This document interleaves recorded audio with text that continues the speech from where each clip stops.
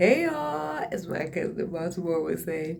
But listen, I wanted to review this hair because I've had this hair before, but not in this color.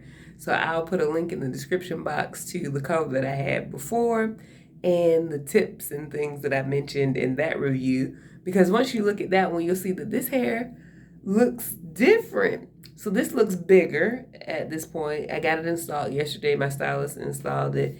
And when I did the other review, which you'll see in the description box, you'll see that I did it after day 5 and it was a little bit flatter, but I think that's because of the way that she installed it. So with this hair, let me show you what the packaging looks like and give you the tips.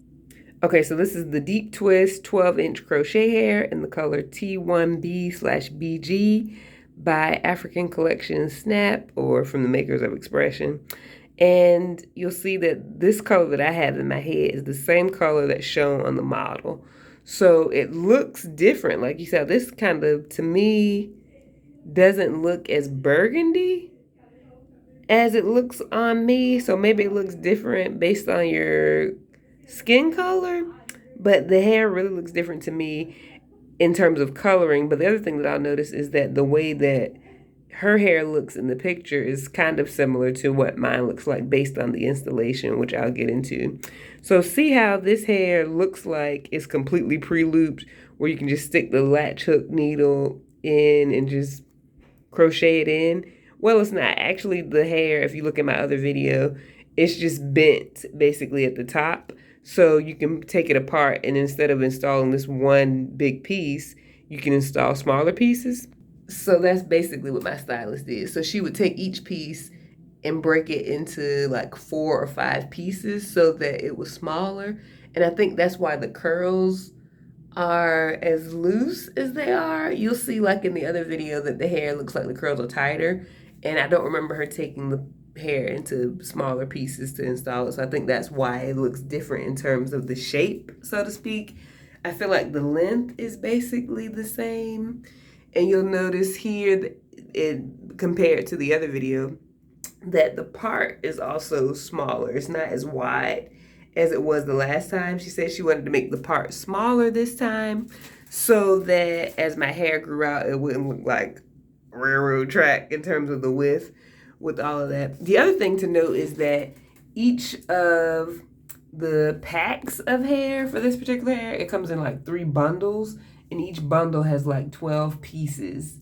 So my stylist really only used this time 1 pack of like the 3 bundles because she took it apart into so many other smaller pieces. The last time she used 2 full packs or 6 bundles, and it was, again, a different type of curl.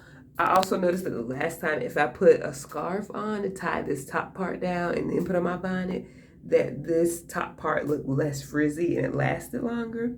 However, if I just wore my bonnet, which is what I mainly did the last time, it lasted for about 4 to 5 weeks and it looked fresh as long as I put oil on it, or if you want to use some mousse to help the curls look fresh and to revive them.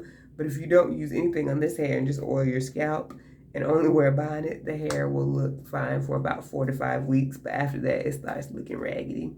And also in the back, I noticed that it would start to mat a little bit after about 3 weeks. So you want to make sure to detangle it. You can use a detangling spray that you can get from like Dollar Tree. So you don't have to spend a lot of money on the detangling spray.